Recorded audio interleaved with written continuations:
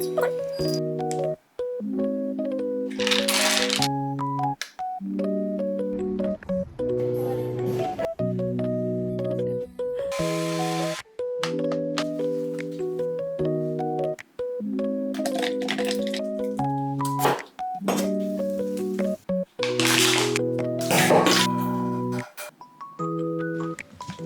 こだけの話、家追い出されたこともあるよ。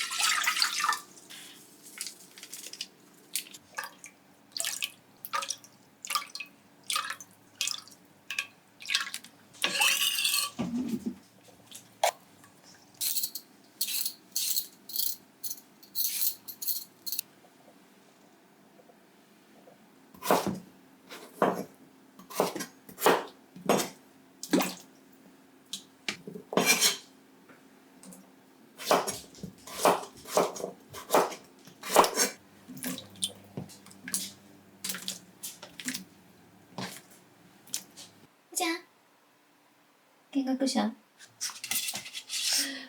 して。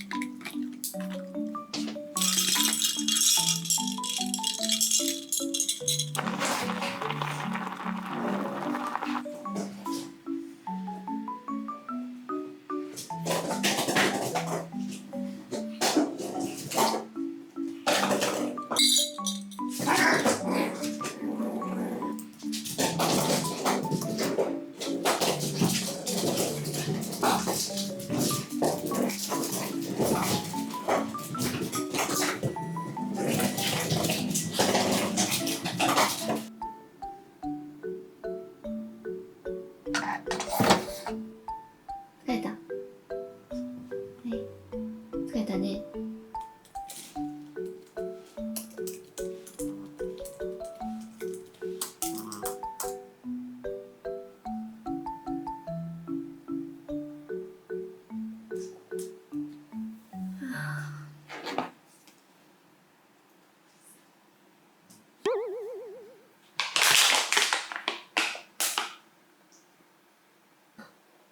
やっぱ白ノワールかな。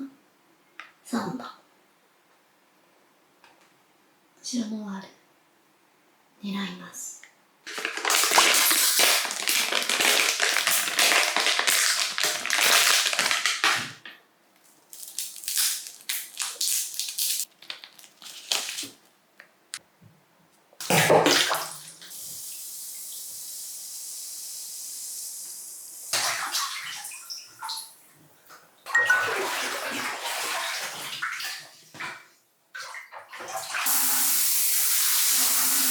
おっ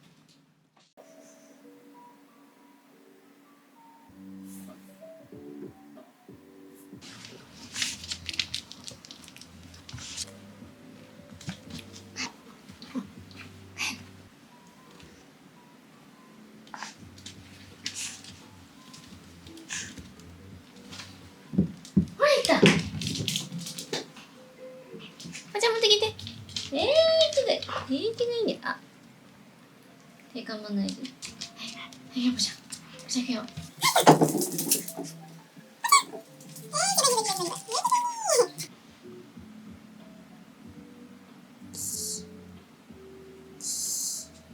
じゃあ。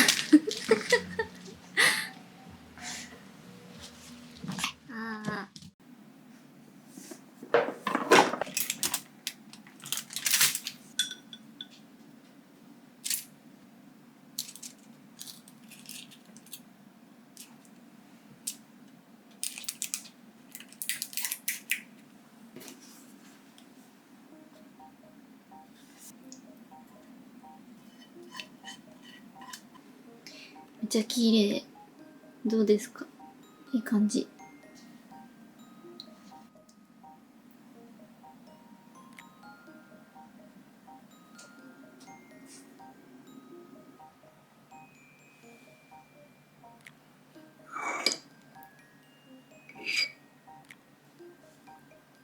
さっき出来たてで食べたらちょっと酸味が強いなと思ったんですけど、冷めて味が落ち着いたらめっちゃ甘い。酸味もどっかいった。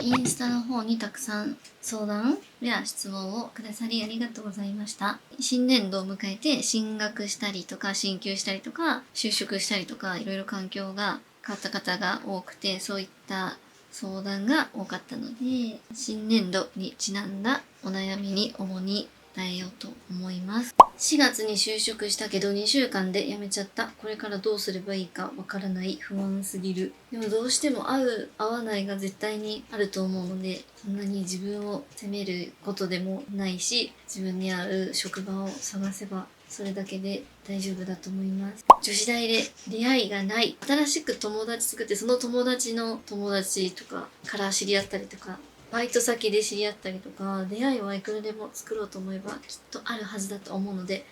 ぜひ頑張ってください。新大学生3人組で2対1にされる。なんかこの3人組系のお悩み相談がすごい多かったです。3人でいてそのうちの1人から嫌われてる気がする。でも決定的な嫌がらせをされたわけでもない。寮で3人部屋なんだけど2人が趣味合いすぎて気まずいです。今年度からの4人組、私以外の3人は元から仲良しで、ノリが分かんなかったり話についていけない。新しいクラスで最初から仲いいグループの塊があって、本当の友達ができず馴染めません。新学期のクラスでみんなとなんとなく仲良くなったけど、特定のグループに属せない。新しくできたグループで知らないアイドルで盛り上がっていてついていけないんです。仲いい子とクラスが分かれてしまって一人で過ごすことが多くなりました。どうしたらいいですか？新しいクラスで友達が一人しかいなくて、その一人の友達もよく休んでて、お弁当とか一人で悲しいです。今高2です。去年もそうだったけど、新しいクラスになるとクラスに馴染めません。フレーネミーの人が多すぎて悪口言われそうで怖い。普段ハブられてるのに仲良くしてる子休むとめっちゃ仲良くしてくるのが正直。すごい多かったのがこういう人間関係とか友達絡みの悩みで、あと一から人間関係築くのって本当に大変ですよね。でもまだ5月だから、最初になんとなくこういうなんかグループができたとかってあっても、なんかそれもだんだん変わってきません？最初と6月7月ぐらい、夏休み前ぐらいのなんか人間関係って大きく変わってると思うんで、まだ決まったわけじゃないと思うんですよ。だからまだ大丈夫だと思う。なんか仲良くなりたいなって思う子がいたら話しかけたりとかするかな。でも私もそんなに積極的に自分から声かけたりとかするタイプじゃないから、でも自分の好きなように振る舞ってるっていうか、好きなようにしてて、それでなんか誰かこの人気が合いそうだなって思ったりとかしてくれれば、なんか誰かしらが話しかけたりとかしてくれて、で気が合いそうだったらそのまま仲良くなるし、でもなんかちょっと気が合わないなみたいになったらなんか自然と離れていったりとかするし、すごい意気込まなくてもなるように絶対になるから。あとこのなんか3人組で2対1になるみたいなやつもすごい多くって、なんか意図的に2対1にしてくるんだったらもうそのグループから絶対自分だったらもう抜ける。嫌な思いをしながら一緒にいる必要が絶対ないから、なんかわざとそういう風に悪意を持ってされたりとかするんだったらもう絶対二度と仲良くしないって思う。新しいクラスに馴染めないとかもみんなそうだと思う。みんなそう感じてるって、みんななんか早く誰かと友達にならなきゃとか、みんなが焦ってる時だと思うから、心配しなくてもいいと思う。だからなるべくニコニコしたりとか、話しやすいオーラ出したりとかすると、こう話しかけてもらえたりとか、自分からも話しかけるのも大事かなって思いますけど。4月に FJK になりました。やりたいことや好きなことがなくて将来が不安です。これはめっちゃわかるな。私も今大学に入ったけど、正直まだ全然わかんないし、そんななんか、でも正直まだ十数年しか生きてないのに、もう絶対これがやりたいとか、決まる方が珍しいと思います。これから高校生活過ごしてみて、部活、勉強、部活、バイトとか、プライベートでも友達と遊んだりとかする中でだんだん徐々に見つかってくるものなんじゃないかなって。無理じゃない？だってそんな十数年しか生きてなくて、学校と家の往復の人生なのに、もう私は絶対にこれが将来やりたいですか、もう絶対これが好きですとかって、はっきりと言うなんて難しい。決まってなくて当たり前ぐらいに思っていいと思います。今年大学生になりました。疲れゲットして大学生活を謳歌したいんですけど、どうすればいいですか？こういう恋愛系の質問もいっぱいあって、彼氏が欲しいですとか好きな人が欲しいですみたいな、あったんですけど、やっぱなんか行動するしかないですよね。友達の友達を紹介してもらうとか、そういう異性と出会えそうな場に行くとか、なんか行動を起こせば、なんか自分のタイミングで出会うべき人に出会えるのかなと思います。サークルの先輩に一目惚れしたんですが、サークル内恋愛禁止でどうすればいいのかわかりません。なんで禁止なんだろうね。だって大学のサークルでなんで恋愛しちゃいけないとかそんな縛りがあるんだろう。自分だったら無視しちゃう。こっそり恋愛しちゃうともうダメなのかな、それでも。だってそんな法律でもあるまいし。いいんじゃないですか。職場に同い年がいなくて辛い。でも仲良くなるのって同い年の人だけに限定しなくてもいいと思うから、年の違う人と仲良くできるチャンス、逆にチャンスだと思って仲良くしてみたらいかがでしょうか。それがでも社会人とかの醍醐味かな。学校だとどうしても同い年同級生とばっかりなりがちだけど、社会に出てバイト先とかでもそうだけど、学校ではこう話さないような全然年の違う人と話したりとかっていうのが、それを楽しむべきかなと思います。新高一で特進クラスだからなのか静かすぎて気まずいです。想像の JK ライフと違いすぎて悲しいです。私もこれ高一で学校入った時に最初ちょっとそれ思って、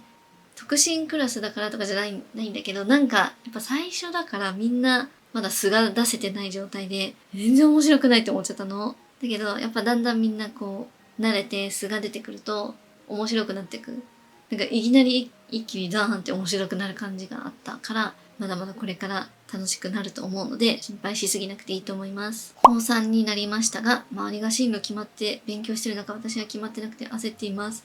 この気持ちもすごいわかりますけど、やっぱタイミングって人それぞれだから、比べるとどうしてもそうやってネガティブな考えが浮かびがちだから、自分は自分、人は人って頑張って割り切ってみるのがいいのかな。でもそういう周りがこうだからっていうプレッシャーがある程度あると自分も行動しやすいし、プラスに捉えていいと思います。でもそんな焦んなくていいと思いますけどね。なんかすいません、こういうぼんやりとしたことしか言えなくて。新しいことが一気に始まって頭追いついてないです。どうやってなりましたか？多分今みんなそうなってると思います。でも絶対徐々に慣れるし、慣れるしかないから、ただその目の前にあることをひたすらやってると、そのうちいつか慣れる時があるはず。私も高1で YouTube も始めて、バイトも始めて、なんか文化祭の準備もやってみたいな、ど忙しい時があって、本当にその時やばかった。あれ本当に大変だったな。でもなんか、なんとか乗り越えた。なんとかこなして乗り越えたんだけど、でもその時があったおかげで自分のなんか、その時のキャパみたいなのがでっかくなったから、やっといてよかったなって思います。だから今頑張り時かなって思います。担任が嫌いすぎるんです。顔見るだけでも嫌なんです。どうすればいいですかね。わらわら。合う合わないあるよね、絶対に。わかるよ。なんか、1年間終わるまで私も嫌だなって思った年はありましたよ。だいたいやっぱ嫌われてる先生ってさ、みんなから嫌われがちじゃん。だから結構みんなでその気持ちを分かち合ったりとかして慰め合ってました。通信に入学したばかりでレポートが間に合うか心配で、不安で眠れない、食べれないになってしまった。すごいでも頑張ってやってる証拠ですよね。レポートはコツコツやっとけば全然そんな間に合わないってことないと思う。確かにみんなギリギリでやったりとかして、だからこの日が締め日、提出締め切り日みたいなのがあるんだけど、その締め切り日の12時、ネットが混み合ってサーバーがパンクしちゃうみたいな。だからみんな結構ギリギリでやってんだなっていう感じでしたけど、私はスクーリングに行った時に、なんか授業と授業の間とかの空き時間とかでブワーってやったりとかしてましたね。もうやるしかないから、なんとかしてやれば大丈夫。でまだ入学したばっかりでその辺のリズムがつかめないっていうのが大きいのかな。これから慣れていくから全然大丈夫ですよ。私も最初大丈夫かなって思ったけど、なるようになりました。あと、間に合わなくてももう一回なんかチャンスがあった気がする。一応猶予があったかな。本当なんとかなるから大丈夫。新しいクラスになって未だにまだ馴染めなくて大学生ならなんて声かけたりしますか？なんか声かけるときは私はなんか褒めたりとかしてました。素直にその子のいいなって思ったところを、例えば髪型が可愛かったら髪型すごい可愛いねとか、持ってるもんが可愛かったらそれめっちゃ可愛いねとか、なんかその相手が言われて嬉しくなるようなことを言葉を選んで言ってたかな。この春高校生になったんですけど、日が経つにつれてみんな本性見えてきて見えて聞いててやりづらいです。慣れてきたのかね、みんな。多分慣れてきたんだろうね。ちょっと待って、おっちゃんか。じゃあ寝てる。慣れてきたんだろうな。やりづらいです。なんだろう、みんなの本性、そんな、なんか悪かったのかな。どうしてもみんな会う人ばっかりじゃないから、その中でもきっと会う人が見つかるはずなので、なんとか乗り越えてほしいと思います。お母さん目線の相談もあって、最近反抗期の娘にどう対応していいか悩んでます。娘さんの反抗期に悩んでる。でもし私だったらなんて言われたら、嬉しいかじゃないけど、私も反抗期高1の時に一瞬あったと思う。入学したばっかりの時になんか高校に入って大人になった気分で調子に乗っちゃって、でも暴言を吐くとかじゃないけど、なんか調子に乗った態度すごいとって、お母さんにもたまに怒られたりとか、なんかすごい夜遅くに帰ってめっちゃ怒られたこともあったし、ここだけの話、家追い出されたこともあるよ。高1の動画始めてた時だけど、夏休み過ぎぐらいかな、家追い出されて1週間ぐらいおばあちゃん家で暮らしてたことも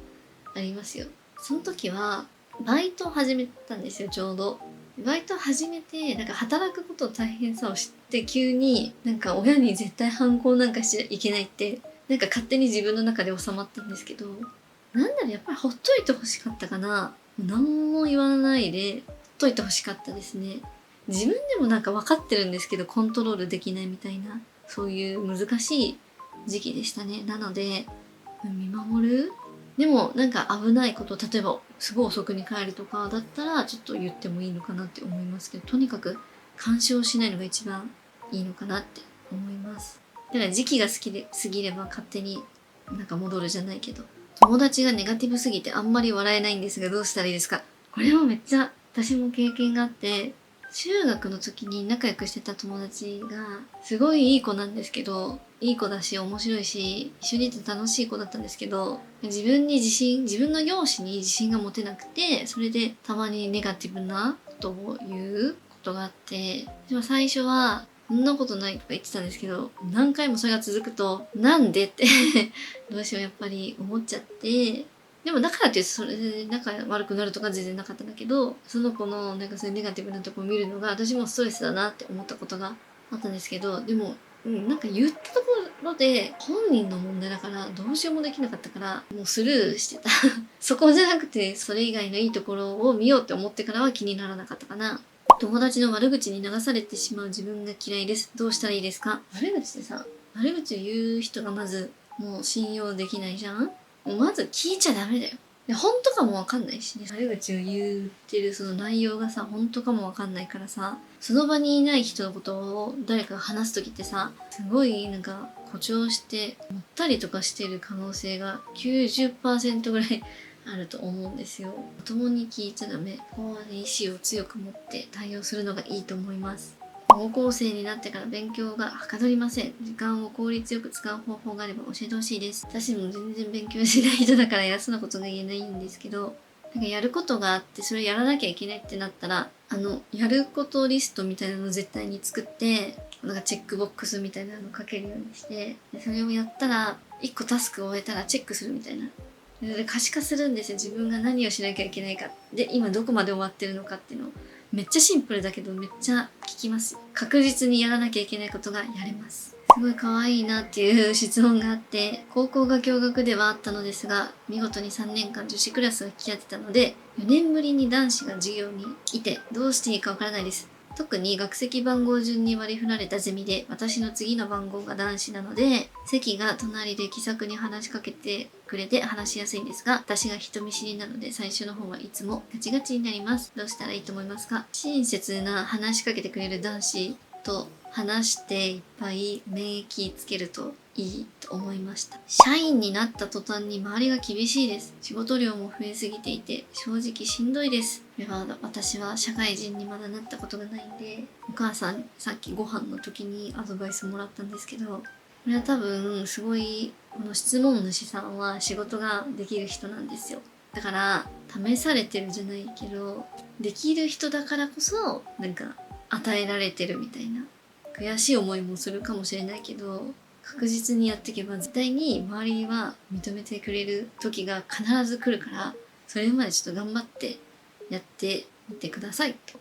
母は言ってました。4月から浪人生になったのですが、将来何になりたいかがわからなくなってしまいました。まだまだこれからですよ。私も全然何にも決まってませんよ。まだ第一なのに課題多すぎてすでにバイトできない。じゃあほんと忙しい。学生って忙しいですよね。バイトでもしなくてもいい状況だったら、一旦は今は学業に専念してみるのがいいのかなと思いますけどね。大学のホームルームで同じ男の子が気になるんですけど、好きバレせずにおちいか好きになりたいです。話しかけるしかないけど、でも好きバレって私した方がいいと思うんですよ。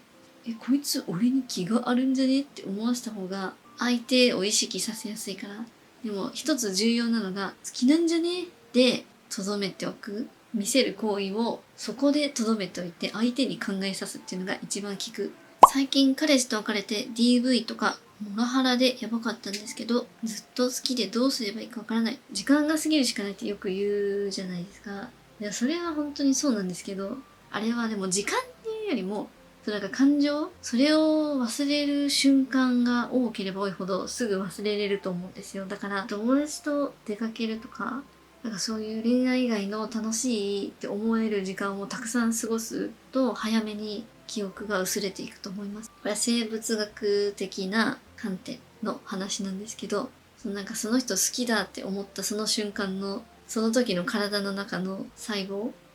はなんか3年で全部総入れ替えするらしいんですよ。つまり3年経てばもうどうでもよくなるはずなんで、とりあえず3年後には絶対に忘れてるはずだからきっと大丈夫。彼氏と別れて新しく付き合った人がいますが、彼氏が落ち込んでいるのを見ると罪悪感が。でもその別れって辛いのを乗り越えるのはその元彼の問題だから、罪悪感なんて抱かなくてもいいと思うし、その彼氏も落ち込んでそれを乗り越えるっていうの過程を経験することでまた次いい恋愛ができるわけじゃないですか。だから不幸なことじゃないから絶対心配しなくていいと思います。お金を稼ぐようになってから使う額が増えていて怖くなってます。お金に苦労している家なので、これお金に対するマインドみたいなの私も本で読んで勉強したことがあって、お金に対してこうやって罪悪感をみんな持ってるんですよ。だからたくさん使っちゃいけないとか高いものを買っちゃいけないみたいなのが無意識にあるじゃないですか。それがお金に対する罪悪感なんですって。小さい頃からなんか無駄遣いしちゃいけないとかお金を使いすぎちゃいけないって言われて育つからしょうがないんですけど、もうそれがそもそも間違いなんですって。で、お金っていうのはその罪悪感を持ってなくて、お金を使うときに、ちょっとスピッと話になっちゃうんですけど、でも私はすごいそれ信じてて、お金を使うときになんかなんていうのかな、ポジティブな気持ちで、また使っちゃったとかじゃなくて、なんか自分はもうこれを変えるだけの財力が身についたらすごいなとかさ、こうやって買い物できることに対して感謝の気持ちを持ったりとか、そういう気持ちで使う人のところにお金ってどんどん入ってくるっていうのと、お金は回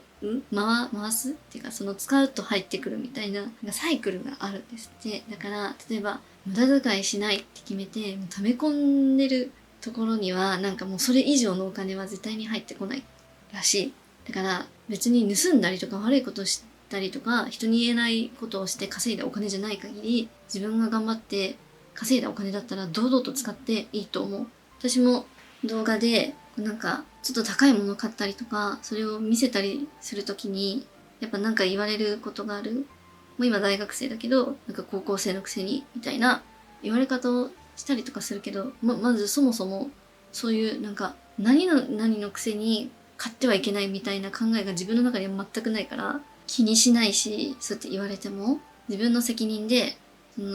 お金を稼いで買うっていうことを経験だと思って、どんどんやっていくべき。むしろ35歳保険営業です。4ヶ月前に転職、8年ぶりの新人なので緊張します。頑張って乗り切りたい。私この質問というか相談、なんかこれ読んですごい元気もらいました。なんか35歳って聞くと、私の年齢からするとすごいもう経験とかもあって大人なのかなと思うんですけど、でもこれで35歳からでもで挑戦して頑張ろうみたいに前向きにやってる方がいるって思うと、なんかすごい元気づけられて、すごい頑張ってくださいって思う。ありがとうございます。自分より努力してない人の方が結果を残してるのが嫌だ。これは、多分だけど、してないように見えるけど、多分してるんだと思う、その人は。自分が知らないところでやってるはず、確実に。後回しにしてしまう癖があって、いつも最後に自己嫌悪に陥ってしまいます。もうめっちゃわかる、これ。なんかこの間読んだ本で、3分で終わるタスクはすぐやれみたいなことが書いてあったから、それ実践してるんですけど、めっちゃ良かった。メンタルにもすごいいいように聞いた。すぐやるっていう癖がつくから、3分で終わることをまずはすぐやってみて、次は10分で終わることをすぐやるみたいな。ちょっとずつ練習していくといいと思います。何に対してもこうじゃなきゃいけないという自分ルール、固定概念に縛られてしまい苦しいです。でもすごいですね。客観視して自分を固定概念に縛られてる人って自分が固定概念に縛られてるってまず気づいてもないパターンが多いから、で自分で気づいて殻を破りたいなと思ってるってことは多分そのうち破れると思います。大学生ちゃんは漠然な不安に襲われた時どうしますか？最近メンブレがひどいです。いや、まさに私もそうで、私本当に不安がりで、常に何かの不安と戦ってる。本当にやめたいなと思って、その癖を。だから不安だなってなったら、いや私はもっと楽に生きていいんだって一旦自分に声掛けしてみる。でもそうすると意外となんかスーって楽になったりとかするから、ちょっとそれをしばらくはやってみようかなって私も今思ってるところです。なんかよくさ、心配事の9割は起きないとか言うけどさ、それでも心配だよね。で心配しないようなことがさ、急に襲いかかってきたりとかするじゃん。何があるか分かんないからね、不安になっちゃうよね。これもお母さん目線のご相談で、今一人親で子供を育ててます。小学校のママにいつシングルかを打ち明けるか悩んでます。一人っ子ちゃんのママはどういう風に周りに話していたかなど、ぜひ聞きたいです。これもご飯の時にお母さんに聞いてみたんですけど、お母さんね、ママ友とか一人もいなかったっていうのも、やっぱ働いてたから、小学校のママさんと接する機会がほとんどなくて、なんか行事の時ぐらいだったから、だから別に話さなきゃいけないような人も、まずそもそもいなかったらしいんですけど、お母さんがなんか忘れもしないエピソードがあったらしくって、私が保育園の時に、なんか子供と親とで登山しようみたいなイベントがあったんですよ。で、なんか登山してて、そしたらなんか突然クラスの男の子がいきなり、一人っ子ちゃんってパパいないんだよねっていきなりポロッと言ってきたんですよ。で、母は別に誰かに言ったわけでもないのに、自分で母子家庭だって。だから誰かが勝手にもう言って噂してるんですよ、そういうのも。その時にすごい嫌だなって思ったって言ってて、母は。そう、だからコミュニティを築こうとは思ってなかった。勝手に噂されてるだろうし、もう気にしないみたいな。だから、もし言いたくないんだったら、別に言わなくてもいいんだけど、勝手に感づいて噂はしてる人はしてる。で、配慮のある人は多分わざわざ聞いてこないだろうし、もうほっとけばいいって言ってました。別に話さなくてもいいんじゃないかみたいな。新しい環境で今皆さん大変な時だと思うんですけど、私もまさにそうで、なんか心も体もバタバタって感じなので、一緒に乗り越えましょうっていう意味で今日はまた次の動画もよろしくお願いします。てか、ぼんちゃん場所取りすぎじゃない？